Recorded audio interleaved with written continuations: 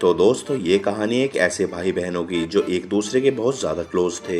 एक दिन जब ये दोनों शॉपिंग के लिए जा रहे थे तभी इन्हें कुछ आदमी किडनैप करके अपने घर ले जाते हैं, जहाँ पर इन दोनों से ज़बरदस्ती गंदी फिल्में बनवाई जाती हैं।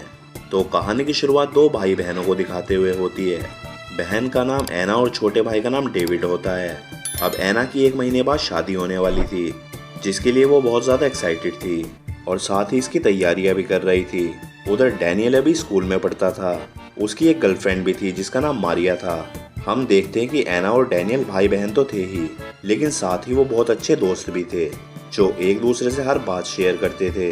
फिर ऐसे ही वो दोनों एक दिन शॉपिंग करने के लिए सुपरमार्केट जा रहे थे।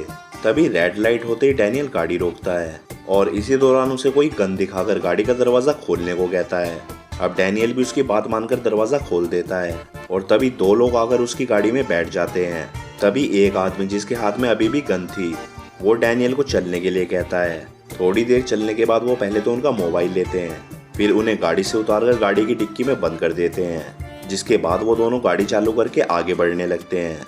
जल्दी ही वो दोनों उस गाड़ी को एक घर में ले आते हैं। आगे वो डैनियल और ऐना को डिक्की से बाहर निकालते हैं और उनकी आंखों पर काली पट्टी बांधकर उन्हें घर के अंदर ले जाते हैं। देखते ही देखते उन्हें एक कमरे में लाया जाता है और उनका सारा सामान निकलवा लिया जाता है, जिसके बाद इन दोनों को एक खास कमरे में लाया जाता है। इस कमरे में एक बेड और एक कैमरा था।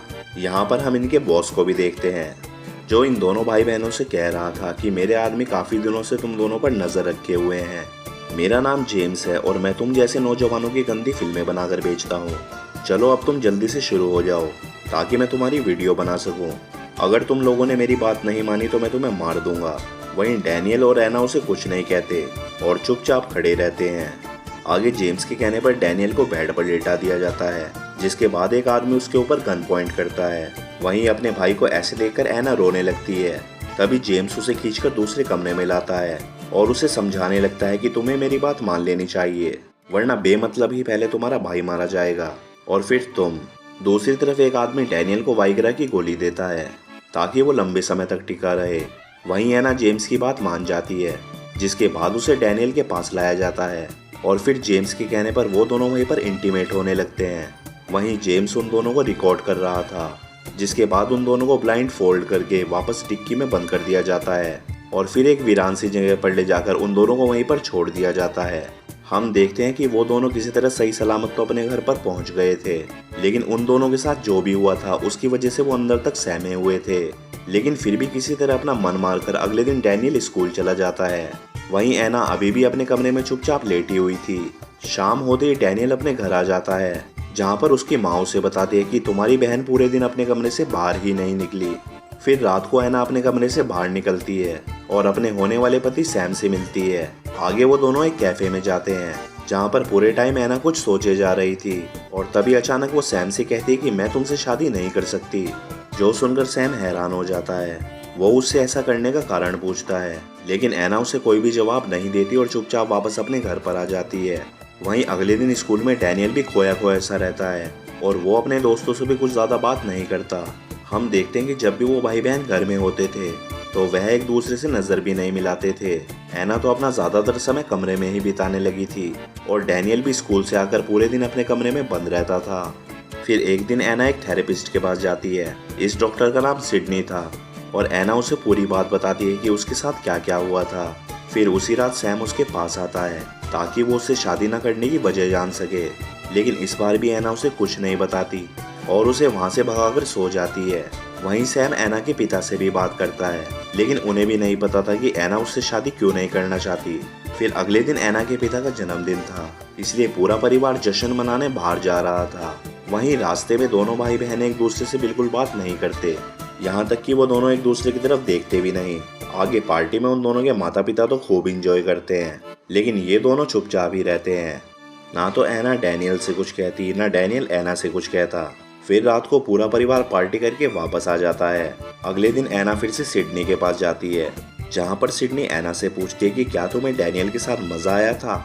इस पर ऐना उसे कोई जवाब नहीं देती, जिसके बाद सिडनी उसे डैनियल को अपने पास लाने के लिए कहती है। फिर थोड़ी देर बाद ऐना घर लौट आती है और डैनियल के पास जाकर उसे सब कुछ बताती है कि वो उस एक्सीडेंट को बुलाने के लिए डॉक्टर सिडनी की मदद ले रही है और डॉक्टर सिडनी तुमसे भी बात करना चाहती है।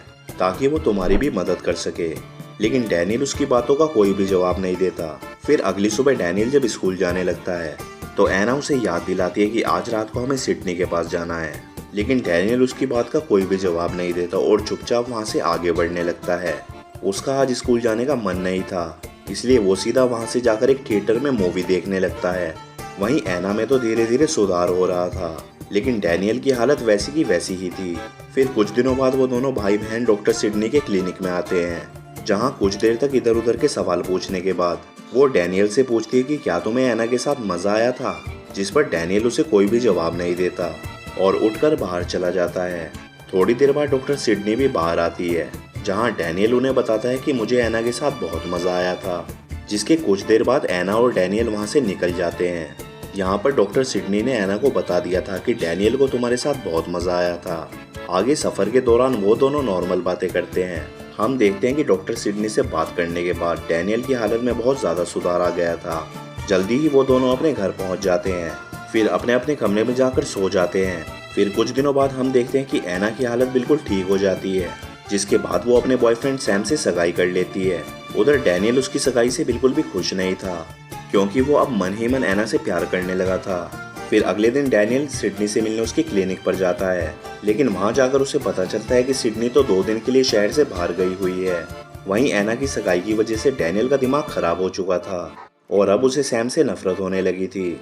फिर उसी रात एना डैनियल के पास आती है और उसे कहती है कि मैं जानती हूँ कि उस दिन तुम्हें मेरे साथ मजा आया था, लेकिन ये सब सही नहीं है और ना ही ये कभी दोबारा होगा। और जब ये कहकर वो जाने लगती है तो डैनियल उससे पूछता है क्या तुम्हें भी मजा आया था, जिस पर एना कहती है कि तुम्हें ऐसी बातें नहीं करनी चाहिए, जो कहकर वो वहाँ से चली जाती है।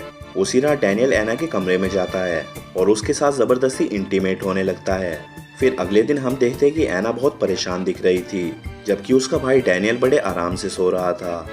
एना दिन भर यही सोचती रहती है कि अब वो आगे क्या करे, और काफी सोचने के बाद वो सीधा सैम के घर पहुंच जाती है।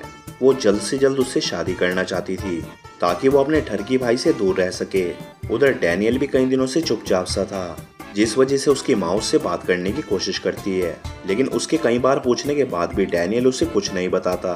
उधर सगाई के बाद एना की शादी की तैयारियां शुरू हो जाती हैं, जिस वजह से डैनियल अब और ज्यादा परेशान रहने लगा था। और फिर 2 दिनों के बाद एना की शादी भी हो जाती है।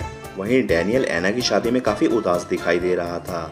शादी में सभी लोग खूब एंजॉय कर रहे थे, जबकि डैनियल वहां पर अकेला ही घूम रहा था।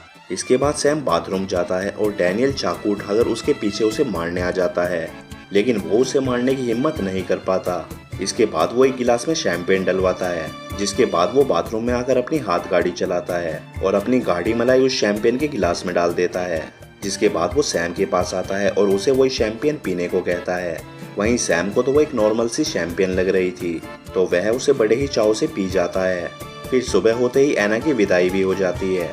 वहीं डैनियल पहले सैम के गले लगता है और फिर एना के गले लगने के बहाने वो उसे जोर से दबाने लगता है। दरअसल वो एना को खुद से दूर नहीं करना चाहता था। एना खुद से उसे किसी तरह अलग करती है और फिर सैम के साथ चली जाती है। डैनियल उसे उदास आंखों से जाते हुए देखता है, जबकि एना सैम के साथ जाते हुए बहुत खुश लग रही थी। डैनियल को उस दिन एना के साथ बहुत मजा आया था, ये उसने तो स्वीकार कर लिया था, लेकिन क्या एना को भी डैनियल के साथ मजा आया था, ये उसने कभी बताया ही नहीं। दरअसल एना भी डैनियल से प्यार करने लगी थी, लेकिन वो समाज के बनाए हुए नियमों को तोड़ना नहीं चाहती थी। इसलिए उसने सोचा कि इससे पहले कि वो डैनियल के प्यार में बहक जाए, वो जल्दी से सैम से शादी कर लेती है, ताकि वो अपने भाई से दूर रह सके। जेम्स ने उन दोनों की जो वीडियो बनाई थी उसका कुछ पता नहीं चला कि उस वीडियो के साथ आखिर क्या हुआ। ना तो वो वीडियो इंटरनेट पर आई और ना ही उसका किसी और चीज़ में इस्तेमाल किया गया। और दोस्तों, इसी के साथ ये मूवी यहीं पर ख़त्म हो जाती है।